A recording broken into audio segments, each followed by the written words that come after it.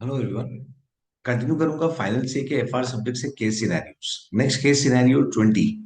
ये जो case scenario है ये ऑलरेडी रिपीटेड है। ये क्वेश्चन नंबर 1 जो है ये केस सिनेरियो 15 का एमसीक्यू नंबर 1 है। और ये जो सेकंड क्वेश्चन है वो केस सिनेरियो 15 का एमसीक्यू नंबर 2 है। तो ये रिपीटेड केस सिनेरियो ये ऑलरेडी कवर्ड है। मैं नेक्स्ट केस सिनेरियो पे आता हूँ। Case scenario 21। चलिए स्टार्ट करते हैं। New age technology limited is an IT infrastructure company which provides customized IT solution to its customers. New Age Technology issues additional shares on 31st March X3. Cost associated with the issue were 50 lakhs.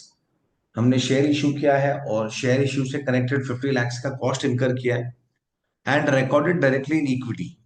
Which means हमने क्या किया होगा, उस cost को हमने equity से subtract किया, मतलब कोई भी रिजर्व्स लिया होगा प्रीमियम या रिटेन अर्निंग्स उसमें से लेस किया है।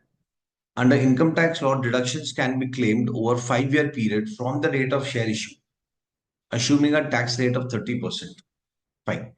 तो हम इनकम टैक्स में इस एक्सपेंस को हम क्लेम करेंगे ओवर 5 years पीरियड और टैक्स रेट हमारा 30% है। तो इसमें क्या होगा बेसिकली, हमने हमने क्या किया, हमने अकाउंट्स में ये एक्सपेंस को राइट ऑफ कर दिया है, लेकिन टैक्स में ये हम फ्यूचर में क्लेम करेंगे ओवर 5 year पीरियड, आगे के 5 years में। ये हमने लास्ट डे पे इनकर किया, ध्यान रखना 31st March X3। तो करंट ईयर हमने कुछ क्लेम नहीं किया होगा, हम ये नेक्स्ट ईयर क्लेम करेंगे ओवर नेक्स्ट 5 years। तो फ्यूचर में टैक्स के एंगल से देखें तो हमें एक्सपेंस मिलने वाला है। हमें टैक्स में, हम जब इनकम टैक्स की बातें करेंगे तो इनकम टैक्स में हम ये एक्सपेंस को क्लेम करेंगे, हम एक्सपेंस क्लेम करेंगे ओवर 5 years पीरियड। और हम जब एक्सपेंस क्लेम करेंगे तो उसके वजह से फ्यूचर में जो हमारा टैक्सेबल प्रॉफिट है, टैक्सेबल प्रॉफिट वो रिड्यूस होगा। और प्रॉफिट रिड्यूस होगा तो टैक्स भी मेरा फ्यूचर में, टैक्स भी फ्यूचर में रिड्यूस होगा। और टैक्स रिड्यूस होगा तो हमें डीटीए क्रिएट करना है। इन शॉर्ट मैं वापस से एक्सप्लेन करता हूं। अकाउंट्स में तो ये हमने एक्सपेंस को राइट ऑफ ऑलरेडी कर दिया है, पर टैक्स में हम आगे के नेक्स्ट 5 years में यूज करेंगे। लास्ट डे पे हमने ये खर्चा किया है, 31st March को हमने ये एक्सपेंस इनकर किया है। तो टैक्स के एंगल से देखो तो हमें फ्यूचर में एक्सपेंस क्लेम करने मिलेगा, तो फ्यूचर में प्रॉफिट हमारा डिक्रीज होगा ड्यू टू दिस एक्सपेंस। तो फ्यूचर में टैक्स विल डिक्रीज और टैक्स कम होगा, मतलब टैक्स कम होगा तो हम क्या क्रिएट करते हैं, डीटीए क्रिएट करते हैं। अगर टैक्स बढ़ने वाला है फ्यूचर में तो हम डीटीएल क्रिएट करते हैं। सिंपल लॉजिक है। तो इस केस में हम डीटीए क्रिएट करेंगे, वो भी जो डिफरेंस है 50 lakhs का 30%। ओके। तो यहाँ पे फर्स्ट क्वेश्चन उससे कनेक्टेड है। What would be the amount of DTA or L that the company should recognize on 31st March the cost incurred? तो पहला है नो डीटीए, डिटेल नहीं, ये रॉन्ग है। हम क्रिएट करेंगे डिफर्ड टैक्स एसेट और वो भी 15 lakhs। जो 50 lakhs है दोनों का डिफरेंस, क्योंकि अकाउंट से तो जीरो कर दिया है, खर्चा ऑलरेडी राइट ऑफ कर दिया है तो कोई बैलेंस नहीं है। लेकिन टैक्स फ्यूचर में क्लेम करेगा 50 lakhs पे 30%, दैट इज 15 lakhs। नेक्स्ट पे आते हैं। नेक्स्ट केस पे, यस, ये केस खत्म हो गया, इंडेस 12 से कनेक्टेड था ये। अब नेक्स्ट पे आते हैं। New age limited is engaged with several investors to invest funds into the company. As part of the negotiations, several instruments are being considered depending on the yield each instrument would provide to the investor. New Age Technology Limited enters into a barter transaction to exchange its server. तो ये जो है ये exchange of PP से connected है, ये exchange of PP से connected है। दैट मीन्स ये इंडेस 16 से कनेक्टेड है। New Age Limited enters into a barter transaction to exchange its existing server for new high-end laptop with its vendor. तो basically हम क्या कर रहे हैं, हम ये हमारा जो कंपनी है न्यू एज लिमिटेड, जो भी हम खरीद रहे हैं लैपटॉप, और उसके अगेंस्ट हम सामने दे क्या रहे हैं पार्टी को, हम जो दे रहे हैं वो है हमारा सर्वर। हम कोई एक सर्वर दे रहे हैं, वो दे के हम लैपटॉप ले रहे हैं। Fine. The server has a fair value of 2 lakh. इसका फेयर वैल्यू है 2 lakhs and carrying amount of, and a carrying amount of 1,75,000। इसका कैरिंग अमाउंट है 1,75,000। Fine. Whereas the high end laptop has a fair value of 2,50,000। ये जो laptop है इसका fair value है 2,50,000 and carrying amount of 2,10,000 in the books of sunshine limited. Carrying amount तो opposite party के books में, उससे हमें मतलब नहीं है। कैरिंग अमाउंट जो है वो दूसरे सामने वाले जो सेलर है उसके बुक्स में है। फिर भी मैं लिख देता हूं 2.1 का कैरिंग अमाउंट, 2.1, 2.1 लैक्स का कैरिंग अमाउंट। फाइन। अब आगे जाते हैं, दैट्स इट। तो इस ट्रांजैक्शन को हम रिकॉर्ड कैसे करेंगे? तो देखिए, इट इज वेरी सिंपल। मैं एक जर्नल एंट्री पास कर देता हूँ। हमने क्या परचेज किया? हमने लैपटॉप परचेज किया, तो लैपटॉप अकाउंट डेबिट होगा। और क्रेडिट क्या होगा? हमने सामने हमारा सर्वर दिया है, और जो डिफरेंस है वो पीएनएल में जाएगा। डिफरेंस जाएगा पीएनएल में। तो सबसे पहले हम सर्वर को किससे क्रेडिट करेंगे? सर्वर हमारे बुक से निकल रहा है, हम उसे डी रिकग्नाइज कर रहे हैं। तो हम जब डी रिकग्नाइज करेंगे तो हम उसे कैरिंग वैल्यू पे तो करेंगे।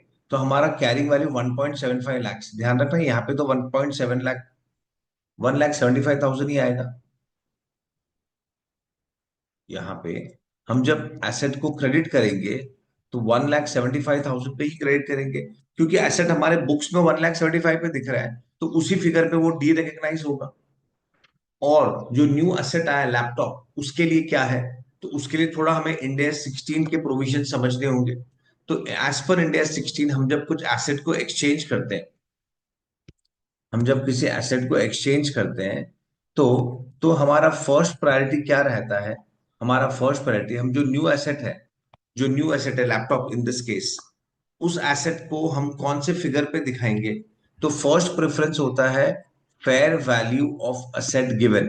Fair value of asset given मतलब हमने जो एसेट दिया है उसका जो फेयर वैल्यू है वो होगा हमारे न्यू एसेट का कैरिंग अमाउंट।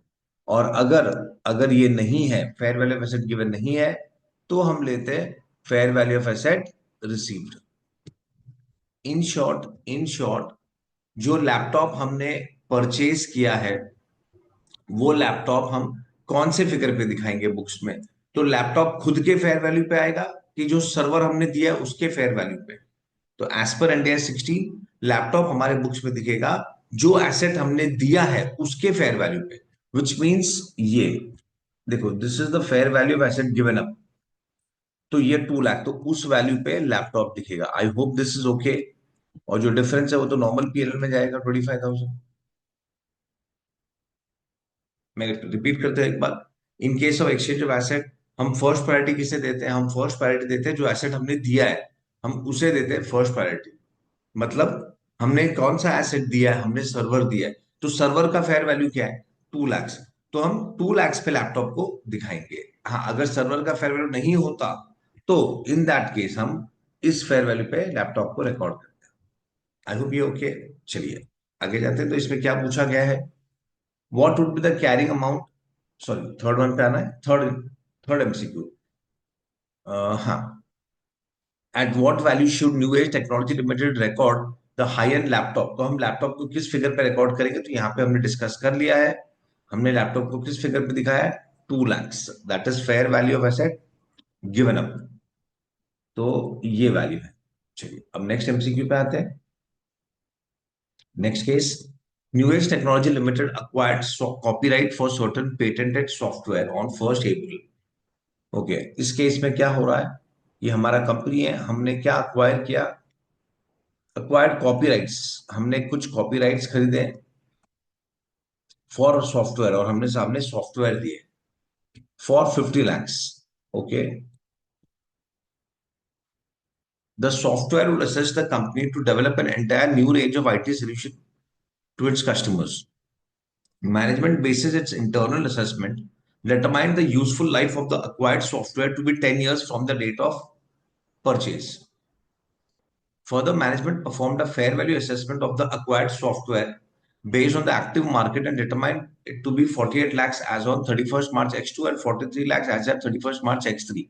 ओके, यहाँ पे लिखा है company acquired copyright for certain patented software on 1st April।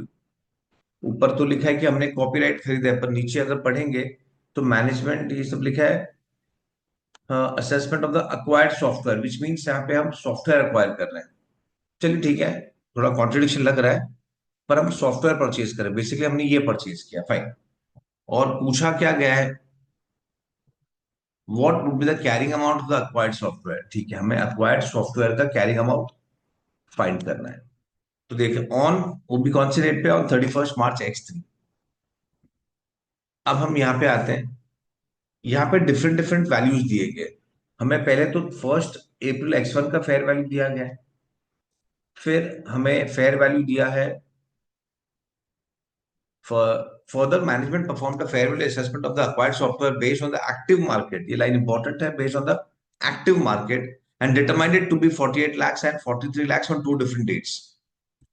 तो देखिए यहाँ पे ना कंपनी ने फेयर वैल्यू दिया है डिफरेंट डिफरेंट डेट्स पे, X1 का, X2 का, X3 का फेयर वैल्यू दिया है। तो हम ये मान के चल रहे हैं कि कंपनी, देखिए इनिशियल रिकग्निशन क्या होता है, इंड एस 16, इंड एस 38 सब में सेम होता है। सॉफ्टवेयर मतलब ये हम डिस्कस कर रहे हैं इंड एस 38। इंड एस 38 जो इंटेंजिबल एसेट से कनेक्टेड है, उसका रूल क्या है, उसमें इंड एस क्या बोलता है। As per end S, initial recognition किस पे होगा, कॉस्ट पे। इनिशियल रिकग्निशन ऑलवेज कॉस्ट पे होता है, लेकिन सब्सिक्वेंट रिकग्निशन मतलब बाद में हम जब बैलेंस शीट बनाते हैं, तो सब्सिक्वेंटली हम किस पे रिकॉर्ड करते हैं। तो इन दिस सिनेरियो या तो हम कॉस्ट मॉडल करते हैं या तो हम रीवैल्यूएशन मॉडल करते हैं। ये दो पॉसिबिलिटी होता है।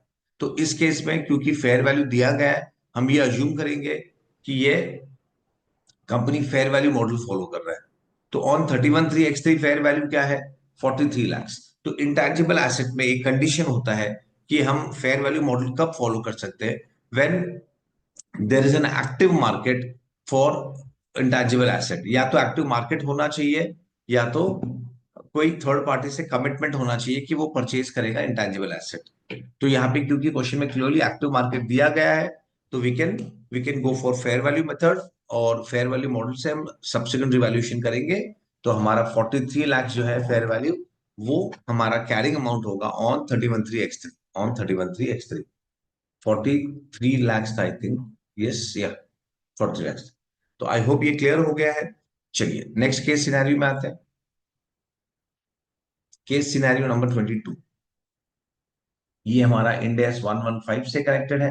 चलिए वेरिएबल कंसिडरेशन से कनेक्टेड है। रीड करते हैं एक बार। Building and company limited with financial year ending 31 March entered into a contract with its customer, R Company Limited, to build a manufacturing facility. Building and Company Limited determines that the contract contains one performance obligation satisfied over time.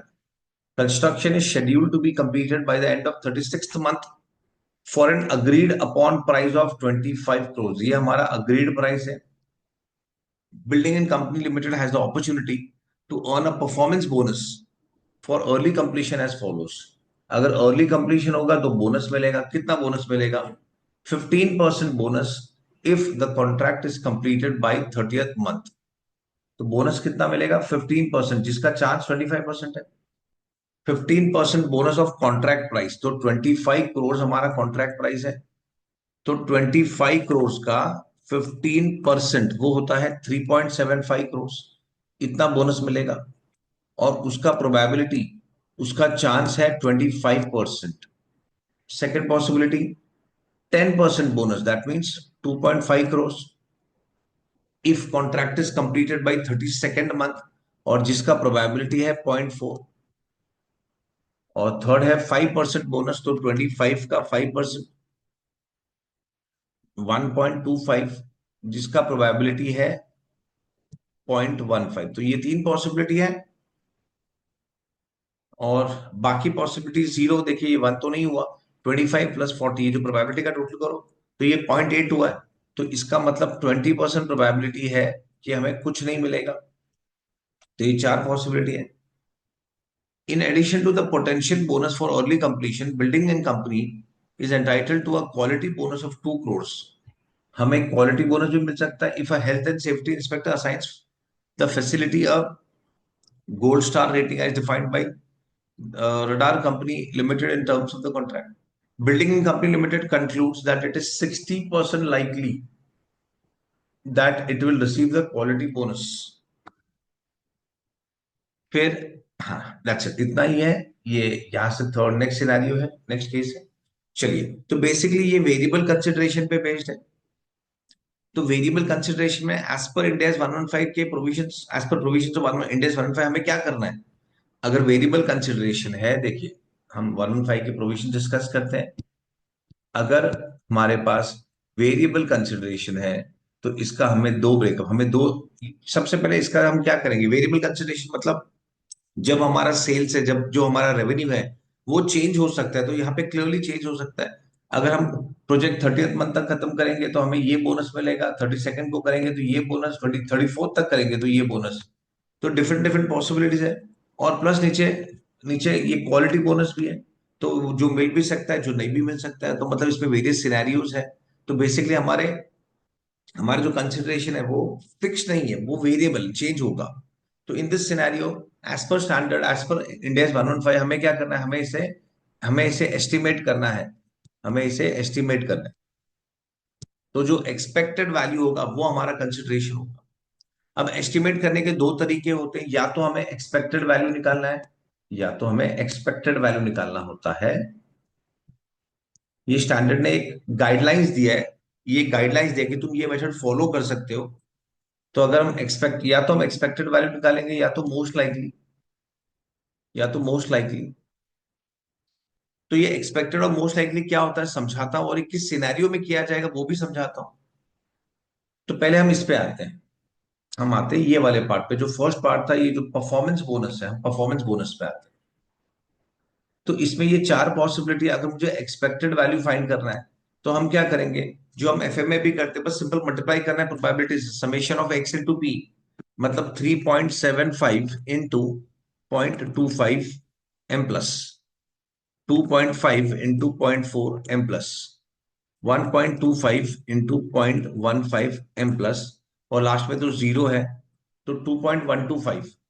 मतलब हमने this into this किया सब जगह पे चारों, और total लिया तो वैल्यू आ रहा है 2.125। ये वैल्यू आ रहा है, तो इसे हम बोलते हैं एक्सपेक्टेड वैल्यू। और अगर हमें मोस्ट लाइकली लेना होता, मोस्ट लाइकली वो होता है जिसका अकरेंस का प्रोबेबिलिटी इज हाईएस्ट। तो इस केस में देखेंगे तो ये हाईएस्ट प्रोबेबिलिटी है, तो हाईएस्ट प्रोबेबिलिटी देखा जाएगा तो 2.5, तो ये लिया जाएगा। विच मीन्स अगर हम एक्सपेक्टेड वैल्यू फाइंड कर रहे हैं तो ये 2.125 है, लेकिन हमें मोस्ट लाइकली चाहिए तो मोस्ट लाइकली 2.5 है। तो अब क्या करना है वो सोचते हैं, वो समझते हैं। तो एज पर द गाइडलाइन जो स्टैंडर्ड ने बताया हमें, स्टाइडलाइंस क्या, सॉरी, हमें स्टैंडर्ड क्या गाइडलाइंस देता है, वो बोलता है कि भाई अगर there are multiple options, if there are more options, ये कंपल्सरी नहीं है, ये खाली गाइडलाइंस दिया है कि इस तरीके से करना है। If there are more options तो हमें एक्सपेक्टेड वैल्यू फाइंड करना है, तो 2.125 हमें एक्सपेक्टेड वैल्यू फाइंड करना है, तो हम 2.125 लेंगे। आई होप दिस इज ओके। और अगर हमें, और अगर दो केसेस ही होते हैं, if there are only two possibilities, मतलब या तो मिलेगा या तो नहीं मिलेगा, तो अगर दो ही पॉसिबिलिटीज होते हैं तो हमें मोस्ट लाइकली फॉलो करना होता है। जैसे कि अगर हम यहाँ पे क्वालिटी बोनस में देखें, तो अगर 5 star rating, sorry gold star rating, अगर गोल्ड स्टार रेटिंग मिला तो बोनस मिलेगा, और गोल्ड स्टार रेटिंग नहीं है तो बोनस नहीं मिलेगा। तो मतलब या तो मिलेगा या तो नहीं मिलेगा, बस दो ही पॉसिबिलिटी है। तो अगर गोल्ड स्टार रेटिंग मिला तो 2 करोड़ मिलेगा, और नहीं मिला तो निल मिलेगा। और गोल्ड स्टार रेटिंग मिलने के 60% चांसेस है, तो ये 60% है, और ये 0.4 है। तो अगर हम एक्सपेक्टेड वैल्यू फाइंड कर रहे हैं तो हमें मल्टीप्लाई करना होगा, 2 इंटू 0.6 प्लस 0 इंटू 0.4, तो आंसर 1.2 आएगा। पर यहाँ पे क्योंकि दो ही पॉसिबिलिटी है, तो हम मोस्ट लाइकली में जाएंगे, और मोस्ट लाइकली में पॉइंट हायर परसेंटेज देखा जाता है, और इन दैट केस ये लेंगे 2।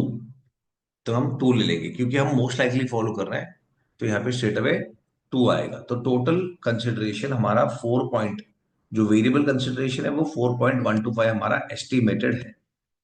आई होप ये समझ गया होगा। एक बार मैं रिपीट कर लेता हूँ शॉर्ट में, कि अगर वेरिएबल कंसिडरेशन है तो एज पर स्टैंडर्ड हमें एस्टिमेट करना है। और अगर अगर जो जो वेरिएबल कंसिडरेशन है उसके मल्टीपल ऑप्शन है, दो से ज्यादा, तो नॉर्मली हम एक्सपेक्टेड वैल्यू फाइंड फॉलो करेंगे, जहां पे हम जितने भी ऑप्शन है, जितने भी कैश इनफ्लोज है, उसको प्रोबेबिलिटी से मल्टीप्लाई करेंगे, और फिर जो टोटल आएगा हम वो लेंगे। लेकिन अगर जहाँ पे दो ही पॉसिबिलिटी, या तो मिलेगा या तो नहीं मिलेगा, या दो ही, इन शॉर्ट दो ही पॉसिबिलिटी होनी चाहिए, तो फिर हम मोस्ट लाइकली लेंगे, और मोस्ट लाइकली में जो इसका हायर प्रोबेबिलिटी होता है हम वो लेते हैं, जैसे कि 0.6 था इस केस में। तो जब हम मोस्ट लाइकली लेते हैं तो फिर हमें मल्टीप्लाई नहीं करना है, 2 into 0.6 नहीं करना है, ध्यान रखना 2 into 0.6 नहीं करना है, हम स्ट्रेट अवे टू लेंगे, स्ट्रेट अवे टू लेंगे, क्योंकि ये मोस्ट लाइकली है। चलिए, I hope this is okay. तो इससे कनेक्टेड एमसीक्यू क्या था?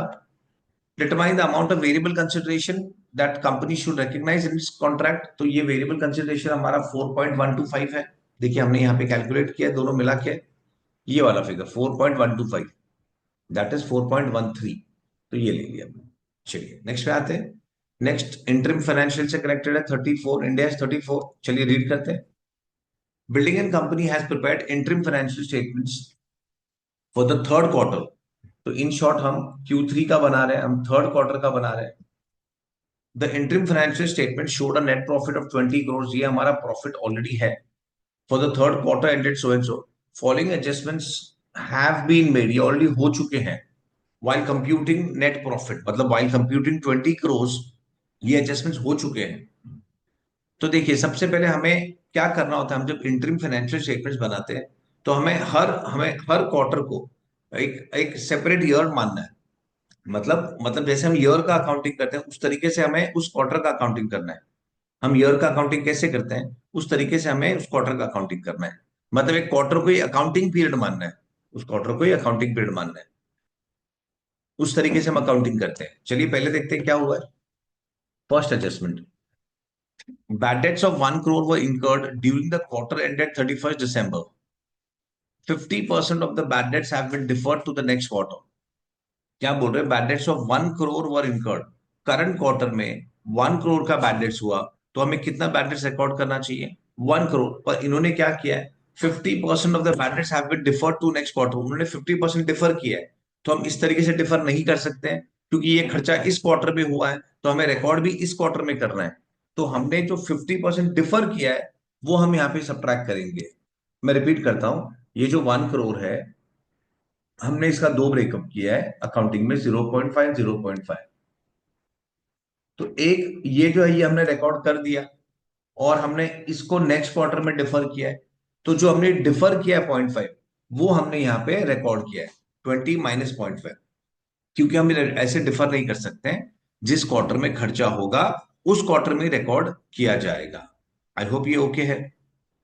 Next part, additional depreciation of 45 lakhs resulting from the change in the method of depreciation।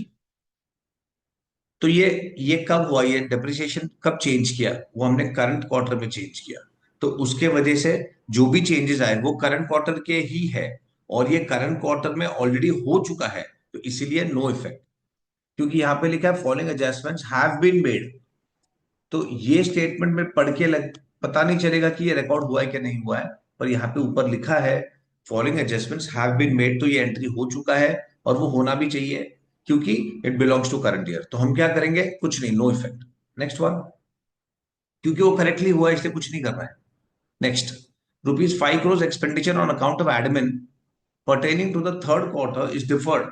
5 crores admin हमने डिफर किया है ऑन द आर्ग्यूमेंट। आर्ग्यूमेंट जो भी हो मतलब ही नहीं है, अगर वो एक्सपेंडिचर थर्ड क्वार्टर का है तो वो थर्ड क्वार्टर में ही रिकॉर्ड होगा। चलिए आर्ग्यूमेंट क्या है पढ़ लेते हैं। On the argument that fourth quarter will have more sales. Fourth quarter में सेल ज्यादा होगा, इसलिए हम एडमिन एक्सपेंस फोर्थ क्वार्टर में रिकॉर्ड कर रहे हैं। ये उनका आर्ग्यूमेंट, ये उनका लॉजिक है। देखो fourth quarter should be debited by higher expenditure, गलत, ऐसा कुछ नहीं होता है। जिस क्वार्टर में इनकर किया उस क्वार्टर में ही इनकर करोगे, जिस क्वार्टर में हमने इनकर किया है उस क्वार्टर में ही रिकॉर्ड करेंगे। तो ये 5 crores हम यहीं पे रिकॉर्ड करेंगे। That's it. तो हमारा प्रॉफिट कितना हो गया? 20 माइनस 5.5, तो 14.5, ये हमारा करेक्ट प्रॉफिट है।